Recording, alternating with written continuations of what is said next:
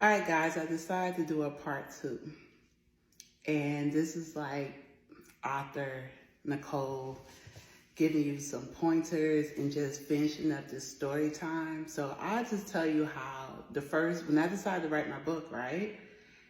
And I remember talking to my sister. I was like, girl, I want to write a book. And she was like, all right, then write it. So we did some research to find out like how to find illustrators and how to find distribution avenues. But the cool thing is when I finally decided to start writing, that was like the amazing, like still to this day, I'm still amazed by it. I remember it was like July of 2016 and I finally just put my mind to it. And I remember going to sleep one night and waking up, and I was like, I couldn't decide what I wanted to name the character. But I knew I wanted to have a little girl, and I wanted little girls to see themselves in the character. So I woke up, I remember waking up, and the character name just came to me. It was like Sister Girl. And I was like, I'm a sister. This is a book that, primarily focused towards girls. And that's where the name Sister Girl came from.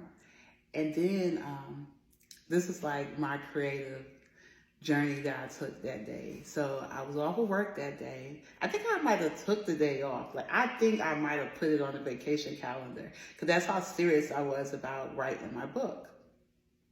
So I remember I was like, what would Sister Girl do? Like, what would Sister Girl be? What would she do on this beautiful, it was like July.